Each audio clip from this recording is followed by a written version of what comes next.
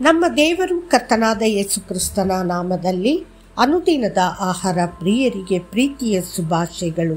2024 June ತಿಂಗಳ 27ನೇ ತಾರೀಕಿನ ಗುರುವಾರದ ದೇವರ ವಾಕ್ಯವು ರಕ್ಷಣೆಯ ಲೇಖಕ. ಇದಲ್ಲದೆ ಆತನು ಸಿದ್ಧಿಗೆ ಬಂದು ದೇವರಿಂದ ಮೆಲ್ಕಿಚೇದಕನ ತರಹದ ಮಹಾಯಾಜಕನೆನಿಸಿಕೊಂಡವನಾಗಿ ತನಗೆ ವಿಧೇಯರಾಗಿರುವವರೆಲ್ಲರಿಗೂ ನಿರಂತರವಾದ ರಕ್ಷಣೆಗೆ ಕಾರಣನಾದನು. ಇಬ್ರಿಯರಿಗೆ 5:9. ನಮ್ಮ ಕರ್ತನ ಹೆಸರುಗಳಲ್ಲಿ ಒಂದು ಶಾಶ್ವತ ರಕ್ಷಣೆಯ ಲೇಖಕ. ದೇವರು ನಿಮಗೆ ಶಾಶ್ವತ ರಕ್ಷಣೆಯನ್ನು ನೀಡಲು ಉತ್ಸುಕನಾಗಿದ್ದಾನೆ. ಭೂತಕಾಲದ ರಕ್ಷಣೆ ಇದೆ, ವರ್ತಮಾನದಲ್ಲಿ ರಕ್ಷಣೆ ಇದೆ ಮತ್ತು ಭವಿಷ್ಯದಲ್ಲೂ ರಕ್ಷಣೆ ಇದೆ.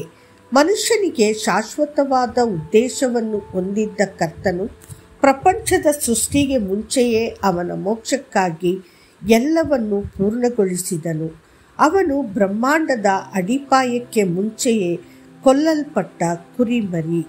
ಕಲ್ವಾರಿ ಶಿಲುಬೆಗೆ ಬಂದು ತನ್ನ ಹೃದಯದಲ್ಲಿ ನಂಬಿಕೆಯಿಂದ ಹೇಳುವವನು, ಕರ್ತನೇ, ನನ್ನ ರಕ್ಷಣೆಯನ್ನು ಗಳಿಸಲು ನೀನು ಶಿಲುಬೆಗೇರಿಸಲ್ಪಟ್ಟದ್ದು ನನ್ನ ಸಲುವಾಗಿಯೇ ಅಲ್ಲವೇ? ನಾನು ನಿನ್ನನ್ನು ನನ್ನ ದೇವರು ಎಂದು ಸ್ವೀಕರಿಸುತ್ತೇನೆ. ಆಗ ಅವನ ಪಾಪಗಳು ಆ ಕ್ಷಣದಲ್ಲಿ ಕ್ಷಮಿಸಲ್ಪಡುತ್ತವೆ ಮತ್ತು ಅವನು ಮೋಕ್ಷದ ಸಂತೋಷವನ್ನು ಪಡೆಯುತ್ತಾನೆ. ಇದು ಗತಕಾಲದ ರಕ್ಷಣೆ. ಆದರೆ ಅವನು ಆ ರಕ್ಷಣೆಯನ್ನು ಪಡೆದ ಮೇಲೆ ನಿಲ್ಲಬಾರದು. ಆ ರಕ್ಷಣೆ ಪರಿಪೂರ್ಣತೆಗಾಗಿ ಅವನು ಪ್ರತಿದಿನವೂ ಶ್ರಮಿಸಬೇಕು. ರಕ್ಷಣೆ ಪಡೆಯುವ ಸಮಯದಲ್ಲಿ ಒಬ್ಬ ವ್ಯಕ್ತಿಯು ತುಂಬ ಬ್ಯುಸಿ ಸ್ವಭಾವದ ವ್ಯಕ್ತಿಯಾಗಿರಬಹುದು. ಅವನು ಉಪವಾಸವನ್ನು ಆಚರಿಸಬೇಕು ಮತ್ತು ಅಂತಹ ಕೋಪಗಳಿಂದ ಬಿಡುಗಡೆ ಹೊಂದಲು ಪ್ರಾರ್ಥಿಸಬೇಕು ಮತ್ತು ಎಂದಿಗೂ ಅಂತಹ ಕೋಪದ ಪ್ರಭಾವಕ್ಕೆ ಒಳಗಾಗಬಾರದು. ಆಗ ಕರ್ತನು ಅವನಿಗೆ ಕೋಪದಿಂದ ಸಂಪೂರ್ಣ ರಕ್ಷಣೆ ಕೊಡುವನು. ಅಂತೆಯೇ ಕೆಲವರು ತಮ್ಮ ವ್ಯರ್ಥ ಮಾತು ಮತ್ತು ಸುಳ್ಳುಗಳಿಂದ ವಿಜಯದ ಜೀವನವನ್ನು ಹೊಂದಿರುವುದಿಲ್ಲ.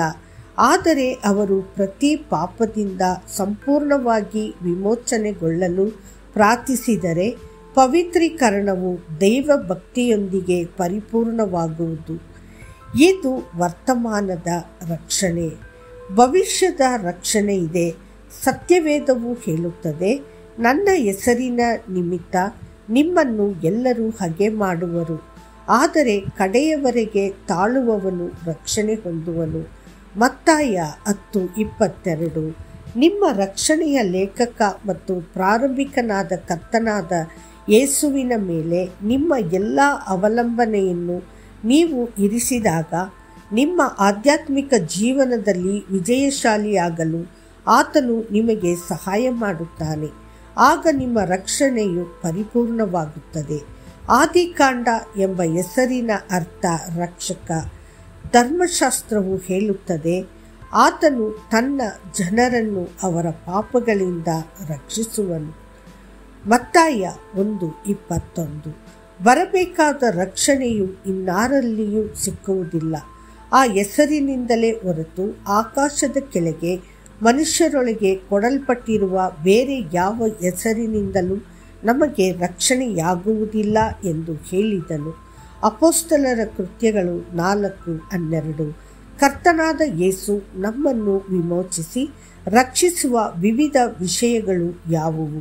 ಮೊದಲನೆಯದಾಗಿ ಅವನು ಪಾಪದ ಕೆಸರಿನಿಂದ ರಕ್ಷಿಸುತ್ತಾನೆ. ಎರಡನೆಯದಾಗಿ ಆತನು ನಮ್ಮನ್ನು ಸೈತಾನನ ಕ್ರೂರ ಹಿಡಿತದಿಂದ ರಕ್ಷಿಸುತ್ತಾನೆ.